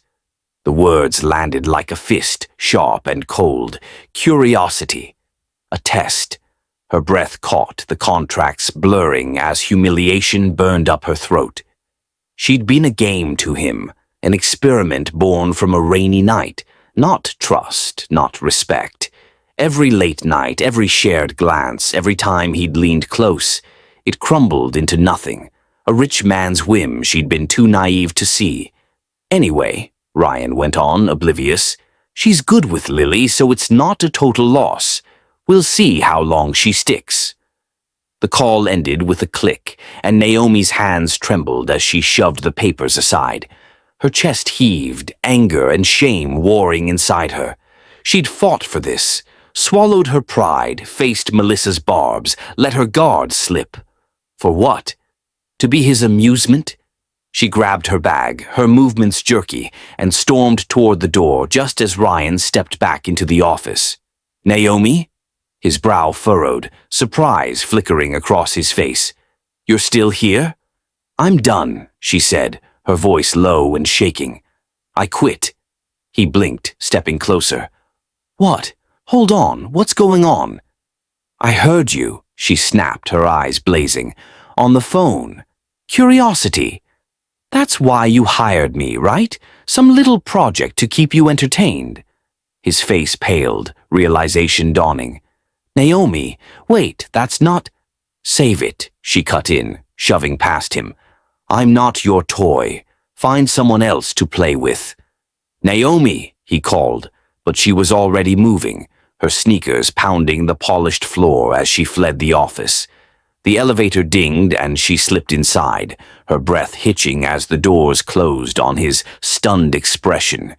Tears stung her eyes, but she blinked them back, fury carrying her through the lobby and out into the rain-soaked street. The sedan waited in the lot, a battered refuge, and she climbed in, slamming the door. Her hands gripped the wheel, knuckles white as the truth sank in. She'd let herself believe in the job, in him, in something more. And it was all a lie. The engine sputtered to life and she peeled out, the tower's lights fading in the mirror as she drove toward home, toward Mia, toward the life she knew. Ryan stood frozen in his office, the echo of her words ringing in his ears. "Damn it," he muttered, raking a hand through his hair. He'd meant it as a joke, a half-truth to a friend, but hearing it through her eyes twisted it into something cruel. He grabbed his coat, the contracts forgotten, and bolted after her, his boots slipping on the wet pavement as he hit the parking lot. Her car was gone, taillights swallowed by the rain, and he cursed again, his chest tight. He'd messed up. Badly. Curiosity had brought her here, sure, but it wasn't the whole story. She'd become more, her fire, her honesty, the way she challenged him, and he'd let her think it was nothing. He climbed into his own car, the sleek engine roaring as he sped toward her apartment, the need to fix this driving him through the storm. Naomi burst into her place, the door banging shut as she dropped her bag, her breath ragged. Mia was still at daycare, the silence deafening, and she sank onto the couch, her hands covering her face. Humiliation burned, but beneath it, hurt, raw and sharp, cut deeper. She'd trusted him, let him in, and he'd made her a fool. The coffee can sat on the counter, a reminder of his money, his world, and she wanted to hurl it against the wall. Her phone buzzed, Ryan's number flashing, but she ignored it, letting it ring out. She wasn't his experiment anymore. She'd pick up Mia, find another job, claw her way back without him. The resolve hardened, but as she grabbed her keys, a knock rattled the door. Urgent, insistent. "Naomi!" Ryan's voice came through, muffled but desperate. "Open the door, please." She froze, her heart lurching. He'd followed her. Part of her wanted to let him stand there, soak in the rain, but the other part, the part still tangled in his gaze, wavered. She yanked the door open, her eyes blazing. "What do you want?" "You," he said, breathless, water dripping from his hair. "Not like that. Not a game. I screwed up, okay? I didn't mean it the way it sounded." "Then how'd you mean it?" she demanded, her voice cracking. "Because I heard you loud and clear." He stepped closer, his hands raised. "I was curious. Yeah, at first. You were this force, Naomi, stopping for me, fighting through everything. But it's more now. You're more. I need you here. With Lily, with me." She shook her head, tears spilling despite her fight. "I'm not your charity case, or your curiosity." "You're not," he said, his voice raw. "You're the realest thing I've got." "Don't go." She stared at him, the rain drumming outside, her heart a battlefield. He meant it, she saw it in his eyes. But the hurt lingered, a wall she couldn't breach. "I can't," she whispered, stepping back. "Not now." Naomi, he started, but she shut the door, the lock clicking with finality. She slid down against it, her breath hitching as his footsteps faded, the storm swallowing him whole.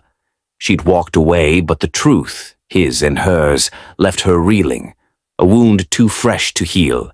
Naomi slumped against the apartment door, the lock's click still echoing as Ryan's footsteps faded into the rain. Her chest ached, a raw mix of hurt and fury. His words, "You're the realest thing I've got," clashing with the sting of curiosity she couldn't unhear. She'd shut him out, her pride a fragile shield against the humiliation, but the silence that followed was suffocating. Mia's toys littered the floor, a reminder of the life she'd fought for, and the coffee can on the counter mocked her. $10,000 she'd refused to touch, now a lifeline she couldn't reach for. She wiped her eyes, forcing herself up. She'd survive this. Without him. Without anyone. She always had. The next morning she picked up Mia from daycare, pasting on a smile as the little girl babbled about her day. The phone stayed silent, no calls from Ryan, no apologies, and Naomi buried herself in job listings, her fingers trembling over the screen. Waitress gigs, cleaning shifts, anything to replace Walker Tech. But the rejection from him cut deeper than Carl's firing, a wound she couldn't name. She'd let herself hope, and it had burned her. Days blurred into a haze of applications and dead ends. The landlord's knock came on a gray Tuesday, his voice gruff through the door. "Rent's overdue, Carter. You've got till tomorrow or you're out."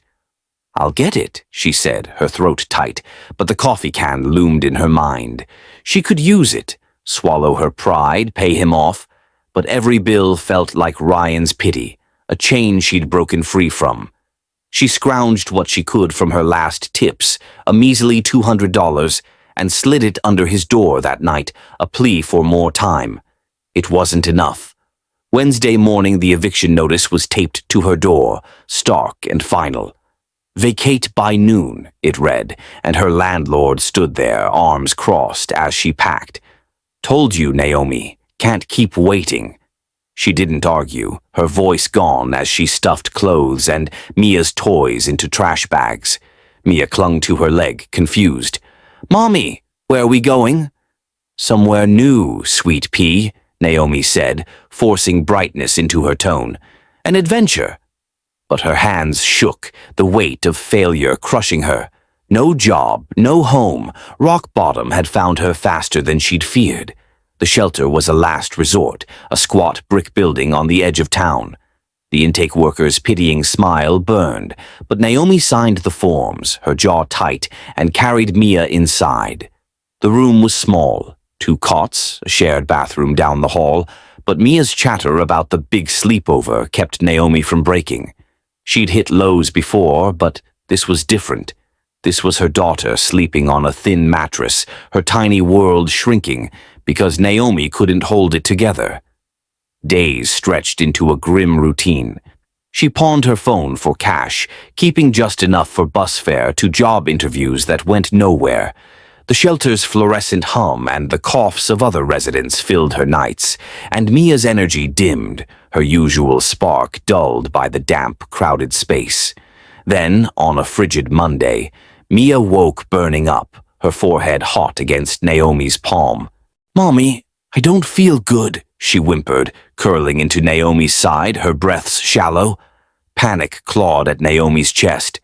"It's okay, baby," she said, her voice trembling as she pressed a damp cloth to Mia's skin. The fever climbed, Mia's eyes glassy, and by afternoon a rattling cough shook her small frame. Naomi scooped her up, the shelter's nurse shaking her head. "She needs a doctor, now." The hospital was a bus ride away, Mia limp in her arms as Naomi counted the coins in her pocket. $3.47, not enough for a visit, let alone medicine. The ER's sterile chaos swallowed them, and a nurse took Mia's vitals, her frown deepening. "Pneumonia, maybe," she said. "We'll run tests, but you'll need to cover the bill." "I don't have it," Naomi admitted, her voice breaking. "Please." Just help her. We'll do what we can, the nurse said, but the pity in her eyes was a knife. Mia was wheeled away, and Naomi sank into a plastic chair, her hands empty, her world unraveling. She'd failed Mia, failed herself, and the coffee can's shadow loomed, a bitter regret she couldn't undo. Across town, Ryan sat in his office, the city skyline a gray blur beyond the glass. The past week had been a fog, Naomi's exit replaying in his mind, her hurt a weight he couldn't shake. He'd tried calling, stopped by her apartment, but she'd vanished, the door locked and silent. He'd pushed too far, said too little, and lost her. Lily's questions, "Where's Naomi?" cut deeper each day, and his own guilt gnawed at him. She wasn't a curiosity, not anymore. She was a hole in his life he hadn't expected. His assistant buzzed the intercom. "Mr. Walker, a call from St. Mary's Hospital. They're asking about a Naomi Carter." His heart stopped. "Put it through," he said, snatching the phone. The nurse's voice was clipped, professional. "We've got a patient here, Mia Carter, 3 years old. Her mother's with her, but they're uninsured, and the kid's sick. Pneumonia, we think. You're listed as an emergency contact from a daycare form." Ryan's breath caught, the room tilting. "How bad is it?" "She's stable, but we need payment to keep treating her," the nurse said. "Ms. Carter's in a tough spot." "I'm on my way," he said, already grabbing his keys. "Cover whatever they need. Bill me. Don't let them stop." He sped through the rain, the hospital's lights a beacon as dread coiled in his gut. Naomi, evicted, broke, Mia sick. It hit him like a freight train. He'd driven her to this, pushed her away when she'd needed him most. The ER doors slid open, and he found her in the waiting room, hunched over, her face buried in her hands. She looked up, her eyes red and hollow, and the sight broke him. "Ryan?" Her voice cracked, confusion warring with exhaustion. "What are you doing here?" "They called me," he said, kneeling beside her. "Mia's daycare had my number. Naomi, why didn't you tell me?"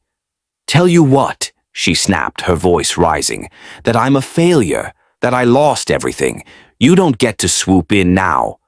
"I'm not swooping," he said, his tone raw. "I messed up, I know that. But Mia's sick and I can help. Let me." She stared at him, tears spilling over. "I can't pay you back, I've got nothing left." "I don't want payback," he said, his hand hovering near hers.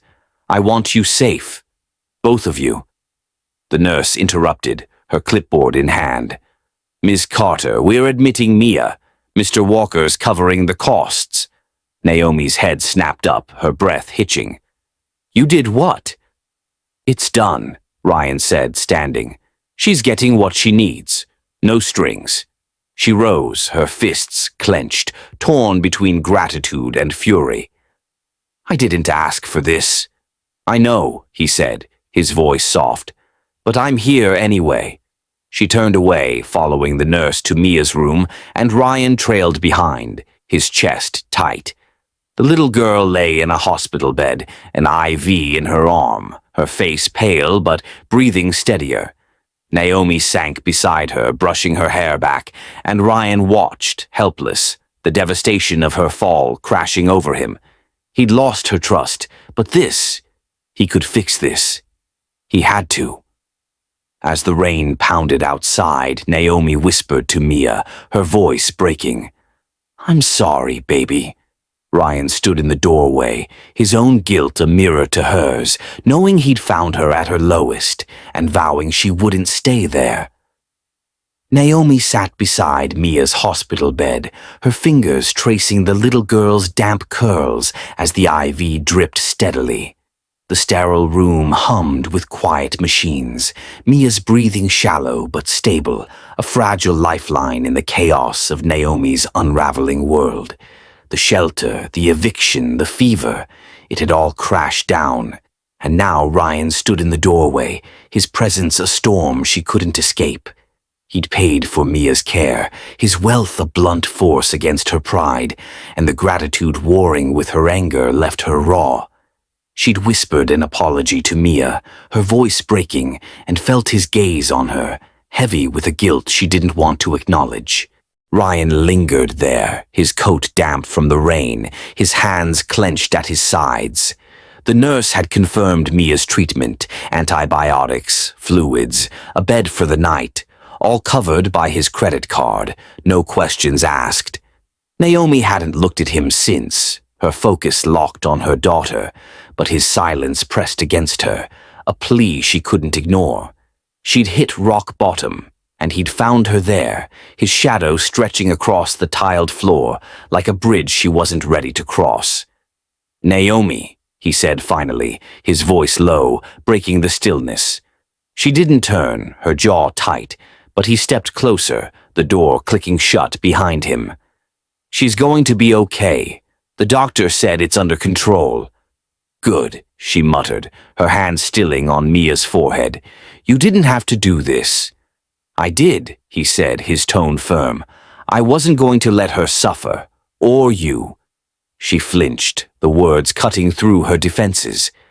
"I didn't ask for your help," she said, her voice rising despite the hush of the room. "I was handling it." "Handling it?" He moved to her side, his boots scuffing the floor. "You're in a shelter, Naomi. Mia's sick. You can't do this alone. Not right now." Her head snapped up, eyes blazing. "Don't tell me what I can't do. You don't get to fix me." "I'm not trying to fix you," he said, kneeling beside her chair, his face level with hers. "I'm trying to be here. For you." For her, she stared at him, her breath shaky, the fight draining as Mia's small hand twitched in her sleep. The hospital lights cast shadows under his eyes, his unshaven jaw tight with something. Regret, maybe, or desperation. He'd chased her here, paid for Mia's life, and she hated how it felt. Necessary, inevitable. "Why?" she whispered, her voice cracking. "Why do you keep showing up?"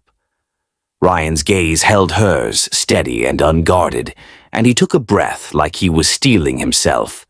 "Because you saw me as a person before you knew about my money," he said, his voice rough with emotion. "That night in the rain, you didn't care about my name, my house, any of it. You just helped me. That's why I need you in my life." Her heart lurched, the confession hitting like a wave. She pulled back, her chair scraping the floor, and stood, putting space between them. "What are you saying?" "I'm saying I love you," he said, rising too, his hands open at his sides. "I've been falling for you since that first mile, your strength, your fire, the way you look at Mia like she's the whole world. I messed up, I know that, but it's not curiosity anymore, it's you." The words hung there, raw and unguarded, and Naomi's chest tightened, a storm of feelings crashing through her. Love. From him, a man who'd turned her life upside down, who'd seen her at her lowest and still stood there, offering everything. She shook her head, tears prickling her eyes. "I don't want to be someone's charity case," she said, her voice trembling. I won't be that." "You're not," he said, stepping closer, his voice desperate. "You're everything. You're not a case, Naomi. You're the one I can't let go. I'd give it all up, the money, the company, if it meant you'd see that." She stared at him, the sincerity in his eyes cutting through her walls. The rain tapped the window, a steady rhythm against the chaos inside her, and Mia's soft cough pulled her back. She turned to her daughter, brushing her cheek, grounding herself in the one truth she knew. Mia came first. "You don't get it," she said, quieter now. "I've been on my own forever. Trusting you, it's not that easy." "I know," he said, his voice softening. "I'm not asking you to trust me overnight. Just don't push me away. Let me prove it." She didn't answer, her throat too tight, and he didn't push. He stepped back, giving her space, but his presence lingered, a promise she couldn't unhear. The nurse returned, checking Mia's chart, and Ryan murmured something about getting coffee, leaving Naomi alone with her daughter. And his words. She sank back into the chair, her hand finding Mia's, and let the tears fall, silent and hot. Love. It was too much, too soon, a lifeline she wanted to grab but couldn't trust. He'd paid for Mia's care, chased her here, bared his soul, and she felt it, the pull, the ache of wanting to believe him. But the shelter, the eviction, the sting of curiosity, they were still there, a wall she couldn't climb. Hours passed, Mia's fever breaking as dawn crept through the blinds. Ryan returned, 2 coffees in hand, and set one beside her without a word. She took it, the warmth seeping into her palms, and glanced at him, his tired eyes, his quiet resolve. "Thanks," she muttered, the first crack in her armor. "Any time," he said, settling into the chair across from her. "I'm not going anywhere." She nodded, just barely, and sipped the coffee, the bitterness a mirror to her thoughts. Mia stirred, her eyes fluttering open, and Naomi leaned close, whispering, "Hey, sweet pea." Ryan watched, his love a silent weight, and for the first time Naomi didn't push it away. Not fully. The hospital discharged Mia that afternoon, her cough easing, and Ryan drove them back to the shelter, the sedan towed there earlier at his insistence. Naomi clutched Mia, the little girl's warmth a lifeline, and stared out the window as the town rolled by. "I'll figure something out," she said, more to herself than him. "A place, a job." "You don't have to do it alone," he said, his voice low. "I've got a guest house, empty, yours if you want it. No strings." She tensed, her pride flaring. "I told you." "It's not charity," he cut in, glancing at her. "It's a start. For Mia. For you." She didn't answer, the offer hanging there, and when they reached the shelter, he helped her carry Mia inside, his hands gentle but firm. The other residents watched, whispers trailing them, and Naomi's cheeks burned, but she let him stay, let him sit with her as Mia napped, let the silence stretch. "I meant it," he said finally, his voice barely above a whisper. "I love you, and I'll wait, however long it takes." She looked at him, her heart a battlefield, and nodded. Just once, a flicker of maybe. The shelter's walls closed in, but his words opened something, a crack, a possibility. And as Mia slept, Naomi felt the weight of his love, heavy but not unwelcome, a truth she wasn't ready to embrace but couldn't fully deny. Naomi sat in the shelter's cramped room, Mia napping beside her on the cot, the little girl's breathing steady after the hospital ordeal. Ryan's quiet offer, a guest house, no strings, lingered in the air, a lifeline she hadn't grabbed but couldn't dismiss. His coffee cup sat empty on the floor, his presence a steady hum beside her as he watched Mia sleep. "I'll wait," he'd said, his love a weight she felt in her bones, and though she'd nodded just a flicker, she hadn't let it settle. The shelter's thin walls pressed in, the murmurs of other residents a reminder of her fall, but Ryan's patience chipped at her defenses, a crack she couldn't seal. The next morning he drove them to the guest house, a modest cottage behind his mansion, all clean lines and soft light, a world away from the shelter's damp chaos. Naomi hesitated at the door, Mia's hand in hers, but the little girl tugged her inside, wide-eyed at the space. "It's pretty, Mommy," she chirped, and Naomi's resistance faltered. "Just temporary," she told Ryan, her voice firm, and he nodded, his eyes warm but restrained. Days turned into a fragile routine, Mia recovering, Naomi job hunting, Ryan checking in with coffee or a quiet word. He didn't push, didn't crowd, and the space he gave her let something grow. Trust, maybe, or the ghost of it. She caught herself smiling at his dry humor, lingering when he brushed her arm, and hated how natural it felt. Melissa's venom and the curiosity sting still echoed, But his actions, paying for Mia, chasing her to the hospital, spoke louder, a steady drum against her doubts. Then Melissa struck. It was a crisp Thursday when Naomi returned to the guest house from a grocery run, Mia skipping beside her with a bag of apples. A sleek car idled in the driveway. Melissa's, Naomi knew it instinctively, and the blonde stepped out, her designer coat pristine, her smirk sharp as a blade. "Well, look at you," she said, her voice dripping with mockery. "Settling in nicely, I see." Naomi's grip tightened on the bags. "What do you want, Melissa?" "To save you some heartache," she said, sauntering closer. "Ryan's playing house, but it's a game. I've got proof, texts, calls.